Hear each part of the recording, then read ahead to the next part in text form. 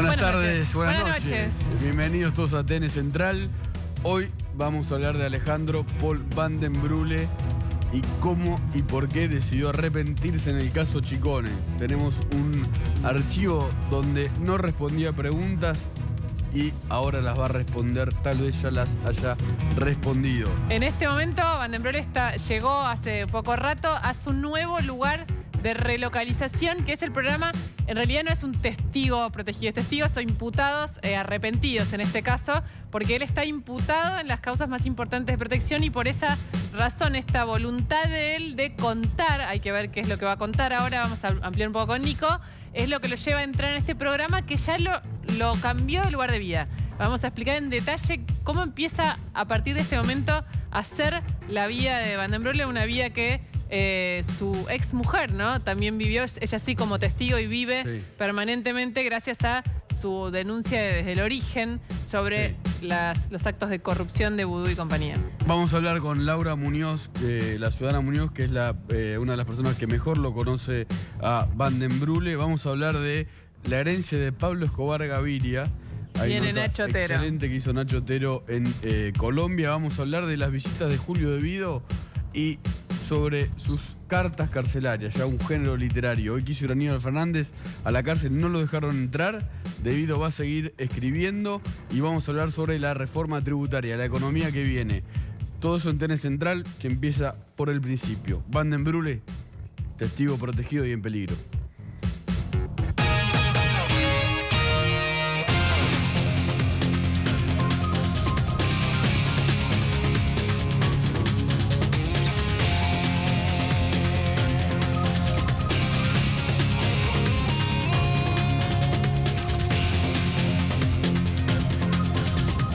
La justicia cree, el juez Ariel Lijo y el fiscal Jorge Dielo, que Alejandro van den Broele se presentó hoy a declarar como arrepentido, a iniciar formalmente el acuerdo para hablar sobre Amado Vudú, sobre un banquero, sobre Gildo Infran y sobre muchas otras personas que ya te vamos a contar, porque corría riesgo su vida. Ese es el análisis que hacen en la justicia. Estamos viendo ahí la imagen de la última audiencia del caso Chicone, en la que se cruzaron van den Broele, Núñez Carmona y la persona que dice desconocer a van den Broele. Sí, que fue increíble, fue inolvidable aquel día cuando dijo es la primera vez que lo vi en mi vida fue en el inicio del juicio por la causa Chicone, ¿no? Dijo Vudú que esta semana dijo que volvía, hay que ver ahora si vuelve. Mañana. Sí, mañana, es verdad. Hay que ver si vuelve. Él había pedido el permiso, está preso en Ezeiza, pidió el permiso para volver a las audiencias del juicio por Chicone. Hay que ver ahora con este contexto si igual aparece públicamente Amado Vudú. Sí, la justicia cree que la vida de van den Broele corría riesgo y por eso es que hoy van den Broele entró al programa de protección de testigos. Ya no tiene control sobre su propia vida.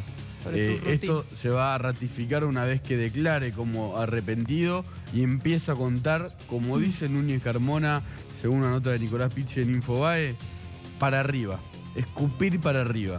Eso dice el entorno de Núñez Carmona. ¿Y saben qué? Núñez Carmona, por una vez, tiene razón. Tiene razón. Así, ¿por qué? Por varios motivos. El principal es porque para que esto funcione para el propio van den Broele tiene que escupir para arriba. Tiene que la ley del arrepentido que incorporó a los delitos de corrupción el año pasado, esa fue una de las modificaciones fundamentales que permiten que se pueda arrepentir, por decir de alguna manera, una persona acusada de delitos de corrupción. ¿De qué manera?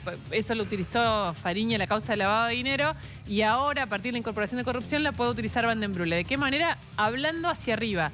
De lo que diga tiene que revelar maniobras de corrupción, ilegales obviamente, que involucren a personajes que estaban más arriba en esa trama, más arriba que él. Él siempre fue como justamente la persona que podía ocupar ese rol. Delgado. El eslabón más delgado, más fino y más expuesto sin ser vicepresidente de la Nación y sin ser el mejor amigo del vicepresidente de la Nación, ¿no? Con lo cual, agrego una cosa, ¿por qué la justicia cree que la vida de van den Broele corría riesgo? Porque van den Broele fue amenazado en los últimos tiempos. Él ya se había acercado al gobierno para intentar arrepentirse, según trascendió, pidió $1 millón o de pesos, pero fue en los últimos tiempos recibiendo amenazas y el juez Lijo, en la orden de detención de Vudú y Núñez Carmona y sobre todo en la exhibición de prisión que pidió Van den Brule, dio una pista de que esto podía pasar. Sí. Núñez Carmona llegó al país desde España y a las 48 horas Van den Brule se arrepintió de arrepentirse, aquella primera vez. Esto fue antes del inicio del juicio, no fue hace tanto tiempo, pero tampoco fue ahora. Antes de que empezara la causa Chicone, toda la información decía que se iba a arrepentir. De todos modos, bajo un esquema bastante complejo, porque él estaba pidiendo dinero, aparentemente, nadie lo confirmó oficialmente, pero después aterrizó Núñez Carmona y lo hizo arrepentir del plan para arrepentirse. Esa es la información que yo tengo de fuentes que están muy al tanto de la vida de Van den Brule. Ahí lo que estamos viendo es la imagen en el juicio donde Vudú no lo mira. Y esta es una imagen que yo mismo tomé en el juicio oral de Chicone en la primera audiencia. Quien está a la derecha del estrado y mira para atrás es José María Núñez Carmona. Y a quien miró todo el tiempo, sentado de una forma bastante particular, ahí lo ven que es el que se tira para atrás. A que ahora agarra el saco, ¿no? Y que a Van den Brule que no está en la imagen, está más abajo. Y Van den Brule miraba todo el tiempo para la mesa, no se animaba ni siquiera a sostenerle la mirada. Ahí está, ahí se levantó, sí. Ahí es el abogado de Vudú, el que se para, y el que se tira para atrás es Núñez Carmona, que en un momento estuvo sentado de costado al tribunal, o sea, sin mirar al tribunal que lo estaba jugando, en una actitud bastante informal, y lo miraba fijo a Van den Brule, y Van den Brule bajaba la mirada, y no lo miraba a Núñez Carmona, a quien sí conoce. Ellos no niegan esa relación. Núñez Carmona fue novio de una prima de Van den Brule durante muchos años, que después Vudú nombró en Lancés de Mar del Plata. Esa persona, Núñez Carmona, hoy está preso y Van den Brule ahora dice que va a hablar. Mirá cómo en el 2012 se callaba cuando se le hacían preguntas básicas sobre el caso Chicone. Alejandro, Nicolás Buñaski de Periodismo para Todos, ¿cómo te va? ¿Podemos hablar? No. ¿De Chicone venís de Suiza? ¿Podemos hablar de los dueños de Chicone? ¿Quiénes son los dueños? ¿Por qué no? Un segundo. Son preguntas básicas. Y sobre por qué también la empresa pagó viajes del hermano de Vudú y del socio de Vudú. ¿Podés contarnos? ¿Por qué no podés contar si es información de una empresa que está haciendo negocio con el Estado? Imprimiendo dinero. ¿Tenés órdenes de Núñez Carmona o de Vudú de no contarnos o no darnos información? ¿No podemos hablar un segundo? Vos creaste The Old Found y Tierras International Investment, las sociedades que controlan Chicone, y no puedes decir quiénes son los dueños. Permiso. ¿Por qué no puedes decir quiénes son los dueños de Chicone? ¿Qué esconden? ¿Le puedo preguntar eso si en enero viajó a Suiza con Núñez Carmona para hacer negocios con Chicone? Alejandro, son preguntas muy básicas. Son preguntas básicas sobre la empresa que dirigís. Si no responde, parece como que hay algo que esconder. No, te agradezco, no voy a responder, ya te lo dije, gracias. Okay. Alejandro, ¿lo conoce a Vudú? La última pregunta. ¿Lo conoce o no lo conoce a Vudú? ¿Lo conoce o no lo conoce a Vudú? Solamente esa pregunta, por lo menos. Es una pregunta esencial y muy fácil de responder. ¿Lo conoce o no lo conoce? Permiso. Gracias.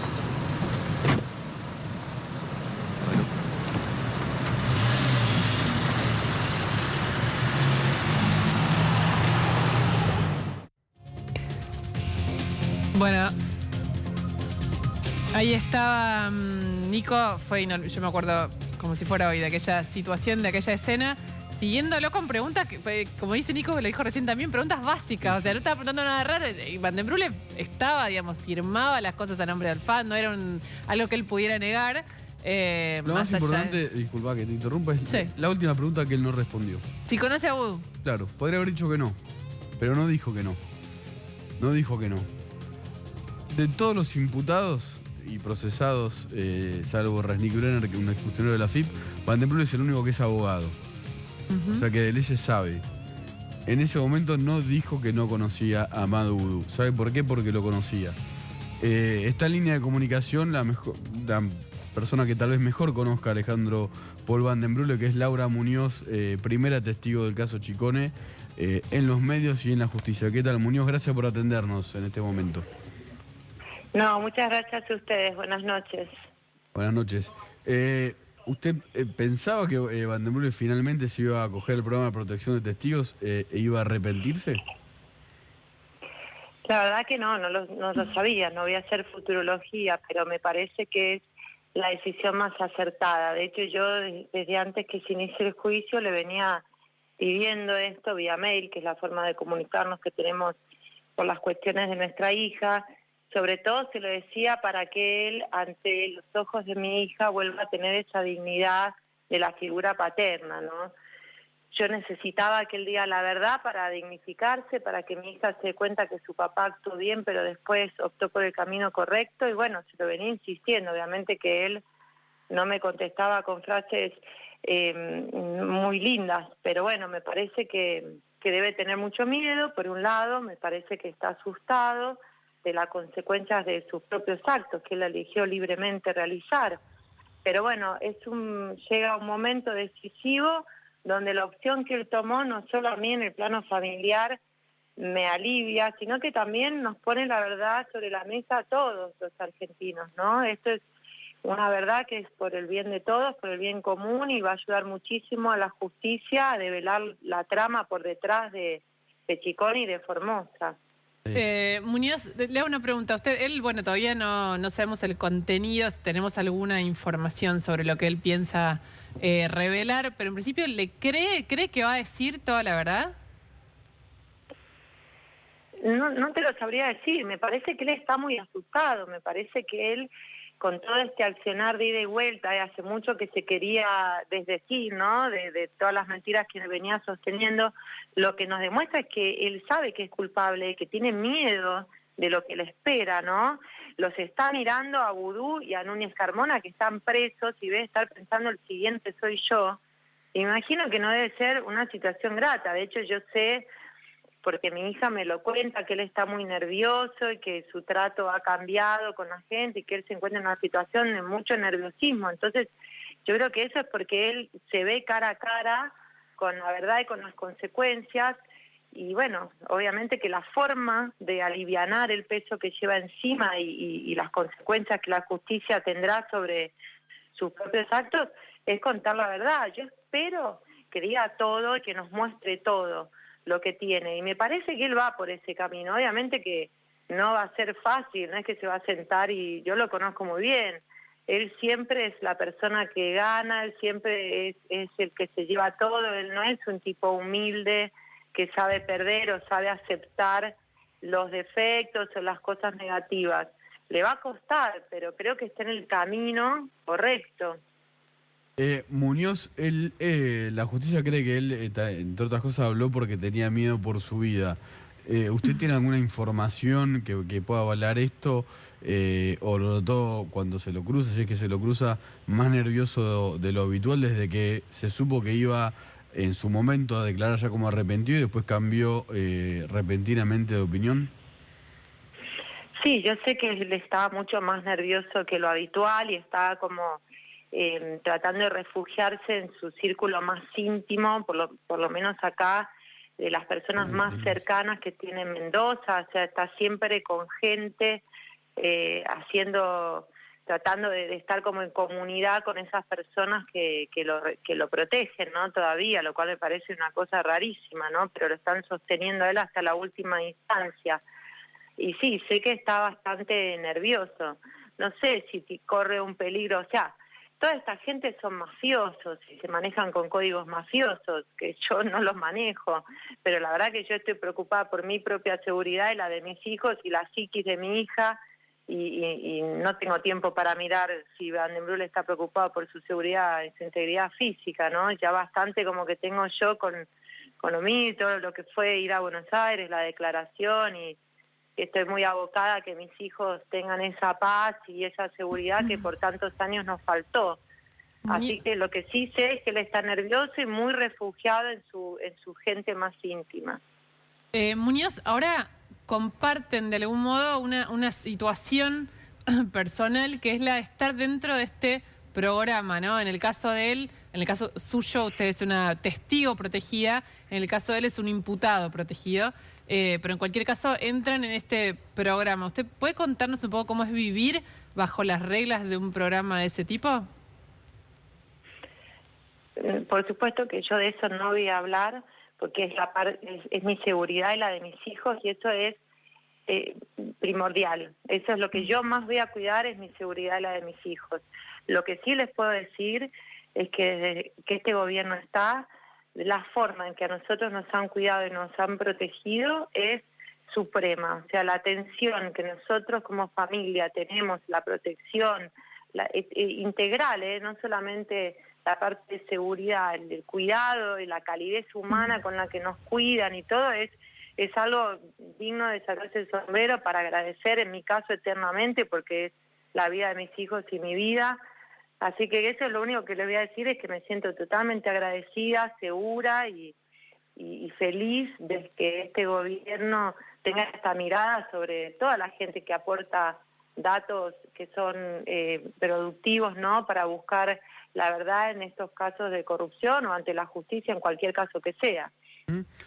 Muñoz, usted dice que lo conoce muy bien. Él, cuando vivía con usted y cuando empezaron a separarse por el caso de lo que él le dio a llamar, ¿no?, negocios que iba a hacer con Vudú, ¿expresaba que le tenía miedo a Núñez Carmona? No, él lo que decía es que bueno, que Núñez Carmona como que tenía mucho carácter, no le gustaba hablar por teléfono, todas las reuniones tenían que verse cara a cara, y bueno, él seguía a rajatabla lo que Núñez Carmona le decía, porque eran las órdenes que Vudú le impartía. En eso le era como muy meticuloso en hacerles caso, no solo en el fondo, sino también en las formas que les imponían de comunicación y de llevar a cabo las cosas. Pero no sé si era miedo o respeto o entusiasmo por lo que estaba emprendiendo, ¿no? Usted declaró, fue la primera testigo de los 78 que va a haber en el juicio de Chicone. ¿Cómo fue esa primera declaración y cómo se siente hoy? Y la verdad que para mí fue un momento de bastante nerviosismo, en el sentido de estar ahí, los abogados, la mirada de Núñez Carmona.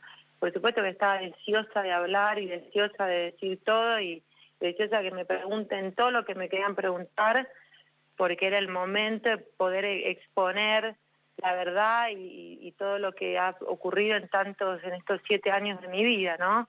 Pero bueno, también hay que soportar todos los operativos de seguridad y toda esa situación que acarrea por ahí nervios y una situación que la que yo no estoy acostumbrada a vivir. Pero como les decía antes, yo prefiero estar por demás protegida y no totalmente desprotegida, viendo situaciones totalmente adversas como era antes en el otro gobierno. Así que para mí fue un punto muy importante poder llegar al juicio, poder declarar y poder hacerlo de la mejor forma que pude. Y la verdad que me sentí muy, muy aliviada, que es como me siento hoy. Me siento aliviada, me siento también orgullosa, me siento contenta de haber podido hacerlo y bueno, es como sacarse un peso de encima y volver a tener un poco más de paz. Si bien el proceso sigue, poder haber llegado ahí, tantas veces pensé que yo no iba a llegar porque mis circunstancias eran tan adversas, ¿no? Entonces solamente el hecho de poder estar ahí, que me escuchen, ¿no? Porque es lo que Van den Brule siempre me decía, nadie te va a escuchar porque era o te vamos a matar o te vamos a declarar loca. Él le decía, te vamos a matar. Locos. ¿Cómo no le escuché? Él le decía, te vamos a matar. Él me decía, vas a aparecer muerta en la sequía. Él siempre me decía esa frase, vas a aparecer muerta en la sequía. Y después cuando la situación ya se le fue de las manos, bueno, no solo me lo decía, sino también se plasmaba en todas las pericias, en lo que yo viví en la justicia acá de familia, es esto de querer declararme loca, ¿no? Y querer volverme loca en mi vida cotidiana con ese hostigamiento desde todos los puntos de vista. Por eso para mí, escuchar, que estén escuchando mi voz, que estén escuchando los hechos que sucedieron en mi voz, en ese recinto, para mí era milagroso ya.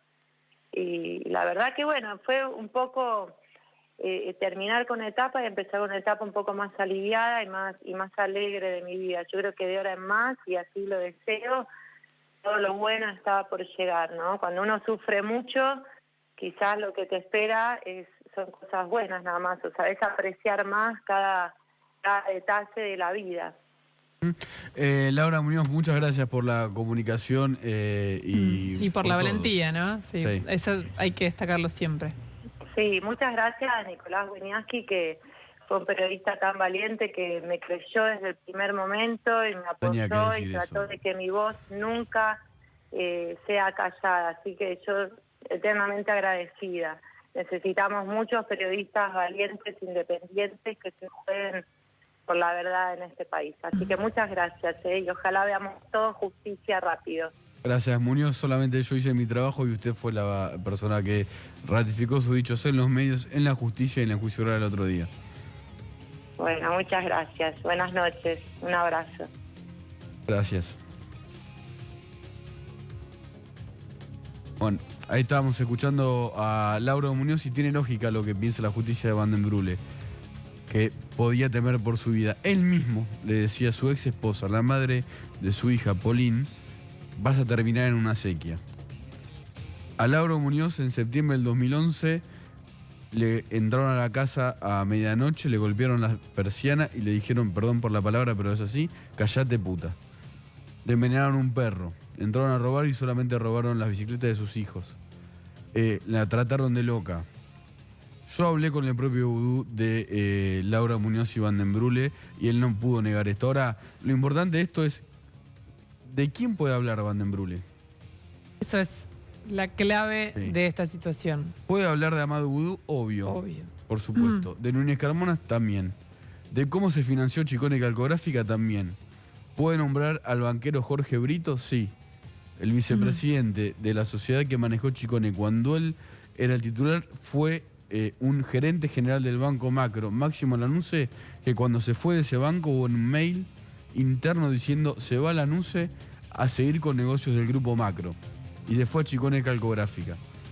Puede hablar de cómo Cristina Kirchner ordenó que se impriman las boletas electorales del 2011, que decían que Cristina Vudú en Chicone, sí. Puede hablar de Máximo Kirchner y alguna reunión en la que se lo cruzó con un empresario de medios, puede hablar de eso. Esto es información, me parece que Van den Brule ya no tiene vuelta atrás en este primer paso que dio para declarar como arrepentido entrando a un programa de protección de testigos. Él tendrá sus razones y dirá lo que yo creo que va a ser el principio de la verdad. Amado Vudú y Núñez Carmona van a seguir durmiendo en Ezeiza.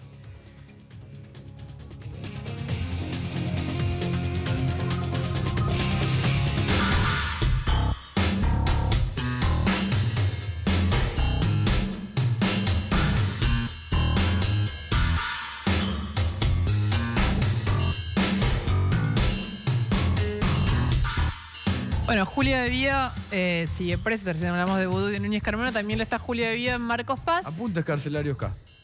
Exacto. Diarios de la cárcel se puede llamar esto. Y Julio de Vida está bastante entretenido entre lo que escribe y las propuestas de visitas, por lo menos por ahora. Hemos anticipado que iba a escribir una carta titulada Los monjes negros. Sí.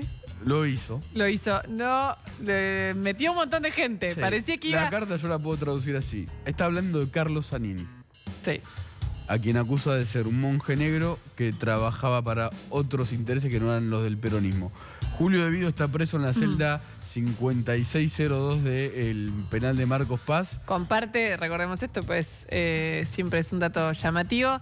Cárcel con Leandro Santos, Sí. el representante de modelos, y con Juliá, con uno Sí. de los Juliá que está preso ahí por traficar 1 tonelada de cocaína en un avión privado a Y Barcelona. con OMS, el amigo de Nacho Otero, también. prestanombres de El Pata Mina. Pata Leandro Mina. Santos, acusado de ser proxeneta VIP, le está enseñando gimnasia en la cárcel Mirá. a Debido, donde Debido la está pasando mal. Hoy fue a visitarlo Aníbal Fernández, que fue ministro de Justicia, Seguridad y Derechos Humanos, y se olvidó algunos papeles para entrar a la cárcel y no pudo verlo. No pudo, había pedido permiso.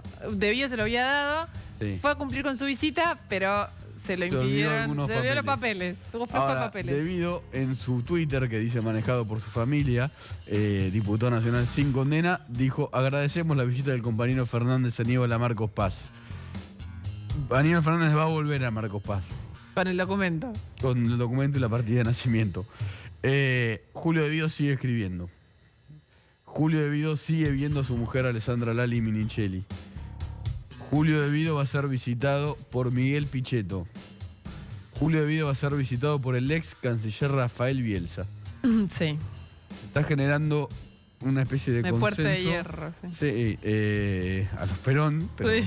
de otro modo, alrededor de Debido en contra de Cristina Kirchner. Ahí estábamos viendo la carta que adelantábamos que iba a escribir. Está bastante, ha mejorado su prosa rústica como... Por ahí lo están editando también. Sí. A ver, ¿por qué su mujer está tan enojada con Cristina? Y dice, nosotros somos familia. Porque la hermana de Minichelli, Fabiana, no el mono, Sí. Fabiana fue al colegio con la hermana menor de Néstor Kirchner. María Cristina Kirchner, alias Macri, antes de que Macri sea Macri. Sea Macri, sí. Le dicen así de siempre. Entonces, Minichelli la pasaba a buscar a su hermana menor por el colegio e iba a la casa de Néstor Kirchner, el padre de Néstor Carlos Kirchner. O sea, conoce a los abuelos de Máximo y Florencia. Son como familias, son esos Desde amigos hace que son- muchísimo. O sea, conoce a Néstor antes que a Cristina. Que Cristina lo conozca a él.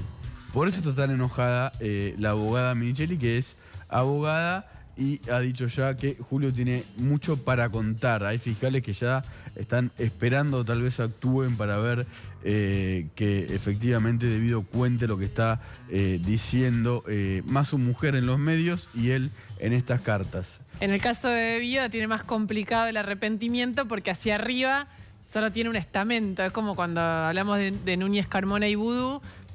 Si se arrepiente Núñez Carmona, es difícil que pueda hacer algún acuerdo porque están como a la misma altura. Julio Puede Debido, llegar a los aparte. Kirchner. Claro, Julio Debido sí puede llegar hacia Vudú arriba. también. Vudú también. Bueno, Vudú también. Sí.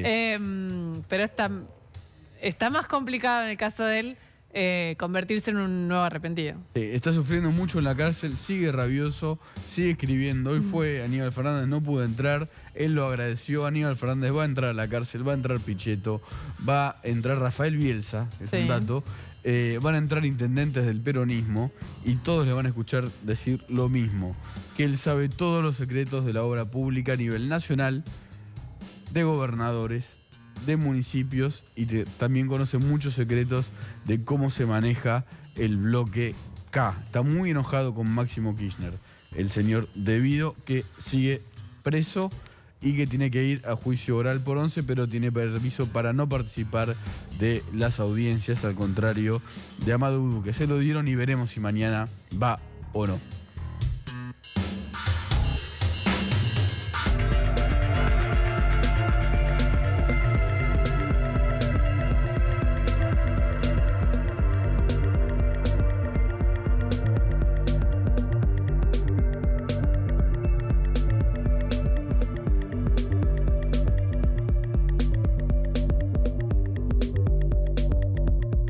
Y estamos acá con Nacho Otero, bienvenido Hola, a Vuelta a Nacho. Casa. Hola, ¿qué Tenés tal? entrada Gracias en por este venir, programa. Sí, fíjate. Últimamente estaba viniendo, no sean malos. Tiene una estaba de pantalla, esta viaje. zona, un living ustedes ahí. dos. La gente te extrañaba. Hace- No, claro. estaba de viaje, estaba haciendo un informe de PPT en Colombia. Claro, por eso. ahora lo vamos a ver.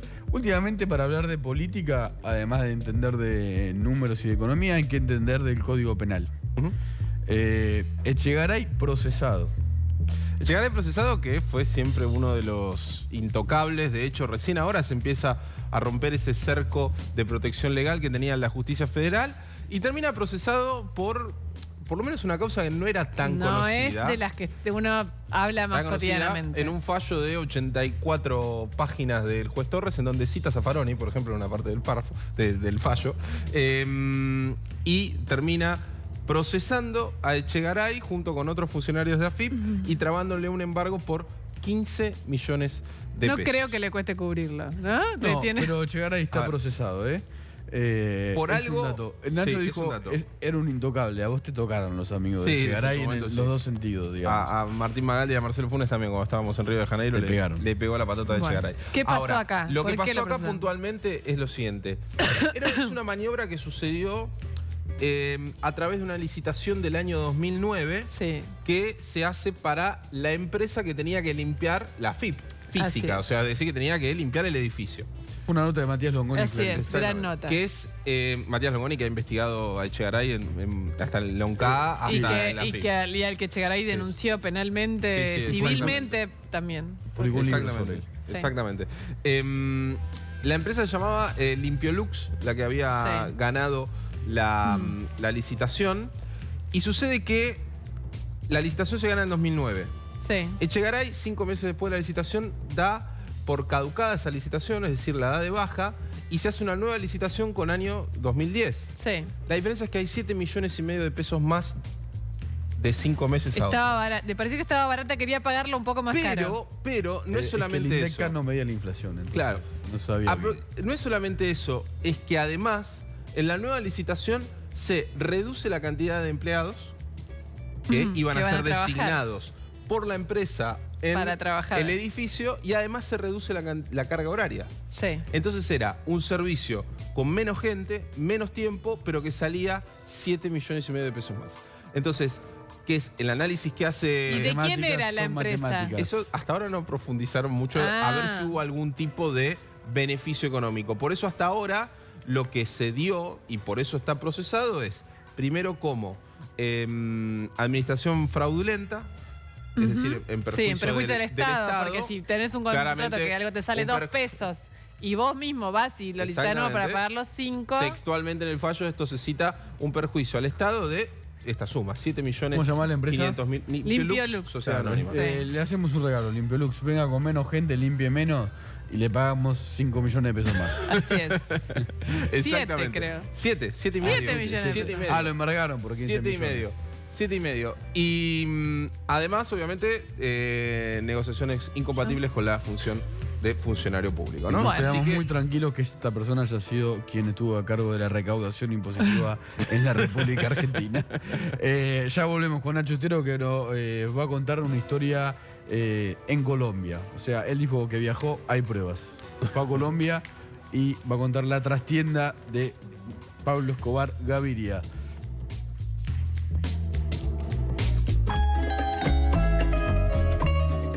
No puedo más.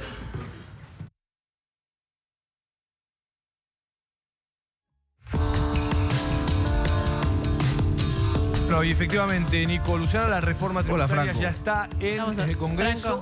A través de la Cámara de Diputados de la Nación va a comenzar a tratarse primero en comisión. Hay que ver si lo hacen una comisión especial, como se está pensando, de 15 diputados y 15 senadores, o si ingresan distintas comisiones. Una de ellas podría ser la comisión que dirige Axel Kicillof, lo cual podría llegar a complicar o trabar algo la reforma tributaria. Igualmente el gobierno la quiere tratar con la nueva composición que jura el 6 de diciembre. Pero vamos a repasar en la pantalla algunos de los datos más relevantes de la reforma, Lu. Te escucho, sí. A ver, no, eso, nos contás un poco qué es Sí. lo que... Y una pregunta antes de empezar, que el otro día contaste tan bien el asunto de las bebidas con azúcar. Sí, el punto 3. Después te lo pregunto. Esta te cuento muy rápido para Dale. no aburrirlos, porque esto es... No, pero es muy interesante. A mí me Algo- interesa. En este Datos. sentido, Franco, perdón.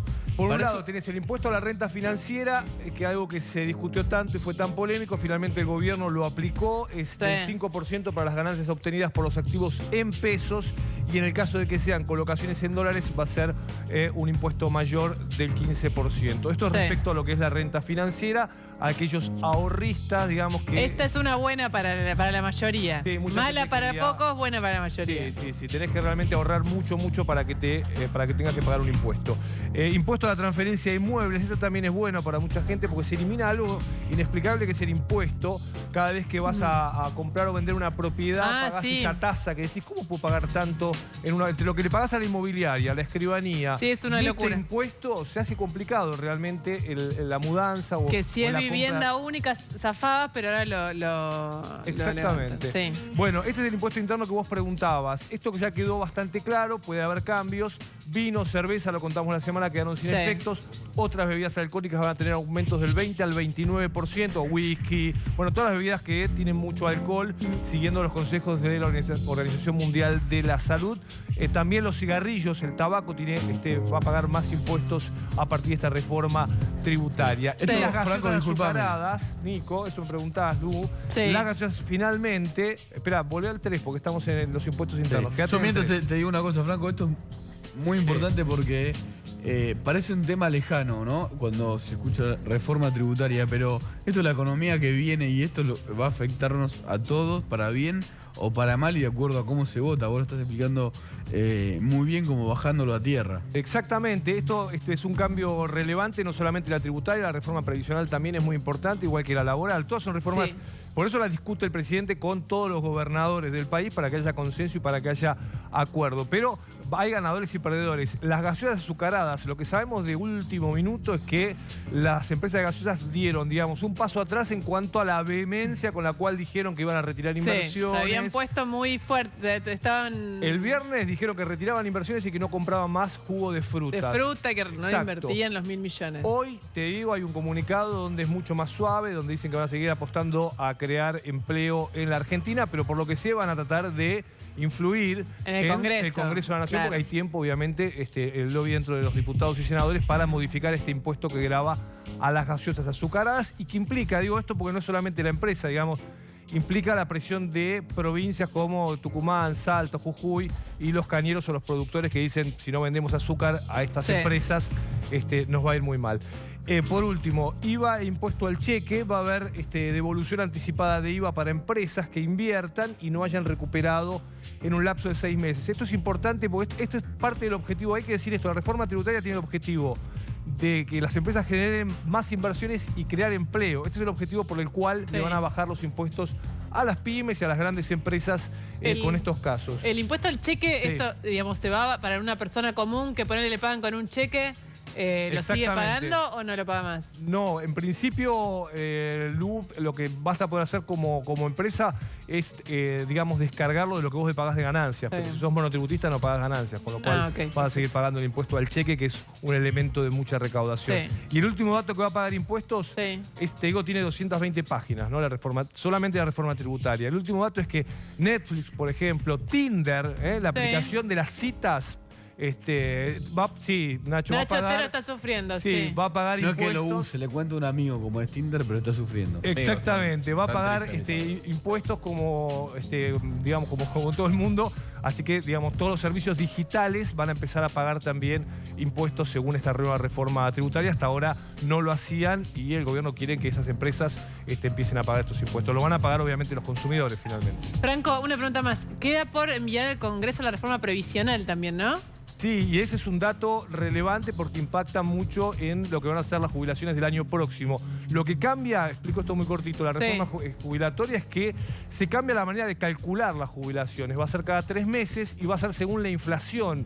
Pero claro, el dato importante es que la inflación el año que viene se supone que tiende a la baja, con lo cual vas a tener una mejora recaudatoria de impuestos que si vos mantenés la actual fórmula, el jubilado ganaría más el año que viene. Si vos la modificás, el jubilado, por más que te la actualices por inflación, no va a ganar lo mismo que ahora, que la recaudación impositiva va creciendo y la inflación va bajando. Antes, ¿te acordás que iban juntas? Claro. Inflación y recaudación. Ahora la recaudación sube y la inflación baja. Si vos solamente haces la fórmula del jubilado por la inflación, o sea...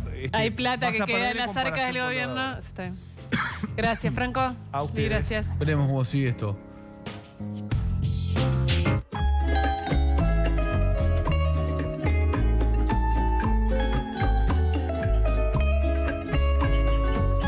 Pablo Emilio Escobar Gaviria. ¿Cómo te va, ¿Cómo va? Nacho? Otra vez. Dijo que Otra había vez. bajado y tiene pruebas. Sí, a ver, A esto... Colombia viajó Sí. Nacho a meterse Sí, en el no es medio del centro el remolino del narcotráfico más peligroso tal vez del mundo. Claramente se está hablando de vuelta de la familia Escobar a través de lo que sucedió con la causa del Café de los Angelitos, el juez Barral y el fiscal Sebastián Basso, que estuvo también la Procunar, la Procelac, la DEA trabajando en la Argentina, y detectaron que había un narco relacionado con la familia Escobar que hacía negocios de lavado de dinero con un empresario argentino, de los cuales los herederos de Escobar, es decir, su viuda y sus 2 hijos, cobraban una comisión del 5% por cada uno de esos negocios que se realizaban. O sea, Perdón. los Escobar Gaviria en la Argentina siguieron cobrando Claro. de los negocios de la venta de cocaína en los Estados Unidos que hacía uno Exactamente. de los herederos de su Emporio. Emporio, jefe, exactamente. Padre, marido. Ayer en PPT presentamos un informe que contaba toda esta ruta de dinero, la pueden ver en la nota en la página web de TN, tn.com.ar, y hablaba de este personaje de José Byron Piedrahita, que es el narco que es el nexo en Colombia, ¿no? Sí. La pregunta que nos hacíamos es, bueno, Piedrahita agarró los bienes de Escobar y hizo su fortuna con los bienes de Escobar que extorsionó, como sucedía en gran parte de la época, a los sobrevivientes del cártel para que vayan cediendo a cambio de sus vidas. Y la Claro, otra parte ¿de de cuál los sí? bienes era la que se quedaba el Estado. Bueno, dijimos, bueno, ¿qué pasó con los bienes de Escobar que se quedó el Estado colombiano? Y ¿Qué dentro pasó? de los cuales están los más emblemáticos. A A ver. ver, Nacho en Colombia. Yo busco la paz y siempre he predicado la paz y he anhelado la paz. Una vez que se desarma el cártel de Medellín, ¿qué empieza a pasar con los bienes de Escobar acá en la ciudad y también en otras zonas? 2 cosas principalmente. La primera es que por parte del Estado viene un asunto de extinción de dominio, que es quitar los bienes de los narcos, hacerlos parte del Estado y reconfigurarlos en sus funciones, que ahorita podríamos hablar de algunos. Y otra que se da mucho en la vida de los narcos, que es la famosa recogida. La recogida es los narcos del narco muerto llaman a sus familiares a decir o nos firman las propiedades de ese narco muerto o los matamos a todos. ¿Cuáles son algunos de estos bienes emblemáticos que pasaron al Estado, por ejemplo? La Hacienda Nápoles.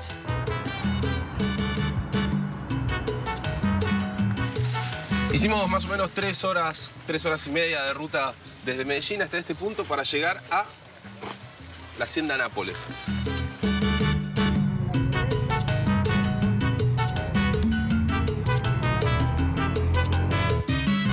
Son inmensos los terrenos, estamos hablando de una hacienda de aproximadamente 3.600 hectáreas. Y uno de los detalles es que ahí, dentro de las tierras de Pablo Escobar, a la entrada de la hacienda, mandaron construir un penal de máxima seguridad que está funcionando en la actualidad. ¿Qué significa para las organizaciones criminales que se ataque a los bienes, que se ataque a las propiedades, que se ataquen a los activos? Es a lo que más miedo le tienen. El recambio en personal, asesinado, capturado, es muy fácil. A lo que más le temen las organizaciones delincuenciales es al que les quiten la plata, a que les quiten sus bienes, a que les quiten tarde o temprano el objetivo por los que están metidos en esa guerra delincuencial, que es enriquecerse. Esta es la famosa pista de aterrizaje de Hacienda Nápoles. Es una pista que, como pueden ver, es igual a la de cualquier aeropuerto. No es que era algo clandestino, sino que tiene toda la señalización necesaria, está asfaltada, tenía iluminación también en un momento. Pero hay un montón de historias sobre estas pistas. Se usaba tanto para el uso criminal como para el civil. Es decir, de acá, por ejemplo, se cuenta que Carlos Leder, uno de los integrantes del cártel de Medellín, que fue el que empezó a utilizar esto de las avionetas para llevar la cocaína y empezar a transportarla hasta Estados Unidos, hizo uno de sus primeros vuelos. Estas son algunas de las partes, ruinas que quedaron de la casa original. Fíjense que acá hay una flecha que va para allá como si fuese una pista, porque de hecho esto era una pista. Era una pista donde ven, están para doblar, para seguir derecho, las señales como de tránsito, siguen las flechas ahí. Era una pista que Escobar le había hecho a los hijos para que en carritos ellos dieran vuelta por la casa, por donde estaba toda la propiedad. Allá queda la ruina de lo que fue el helipuerto. La casa fue víctima directamente de todos los saqueadores del lugar.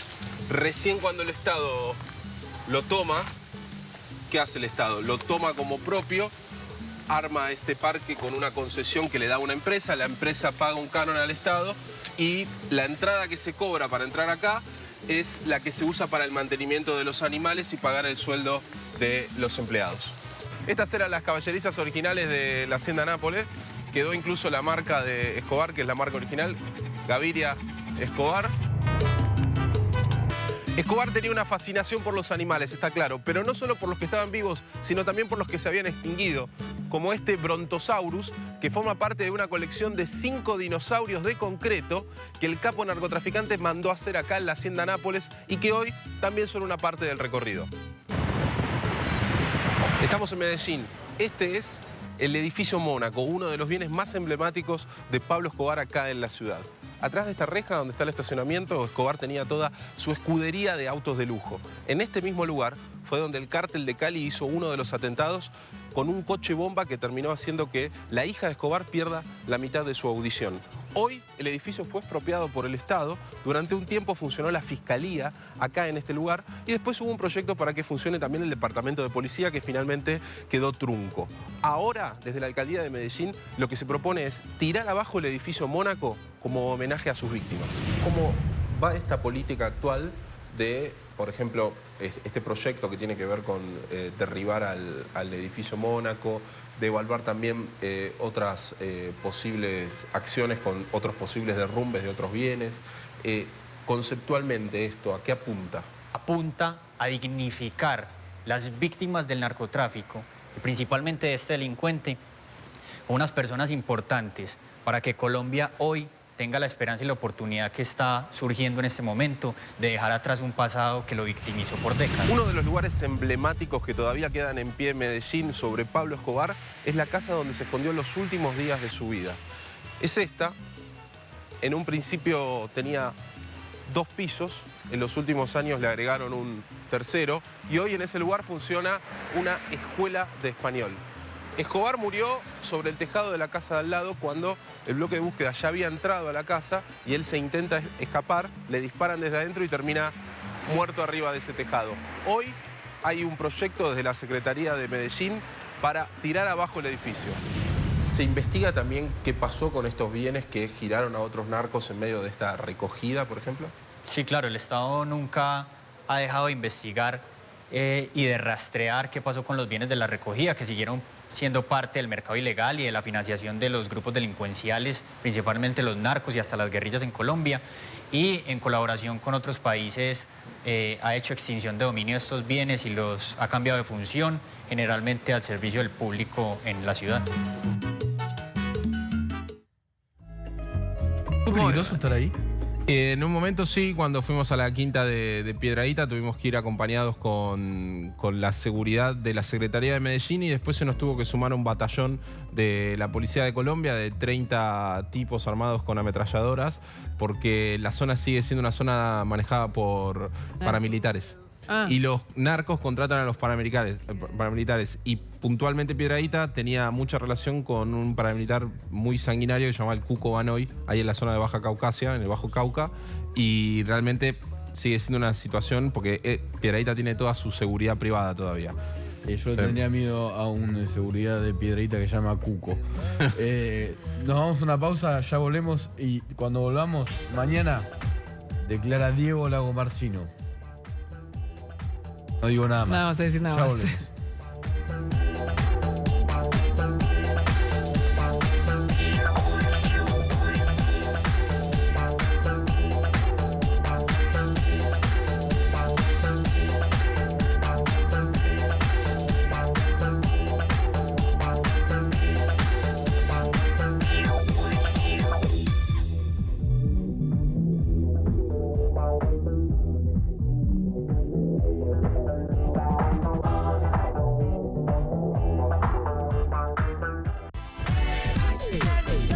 Diego Ángel Lagomarsino, supuesto analista informático de Alberto Nisman. ¿Por qué digo supuesto?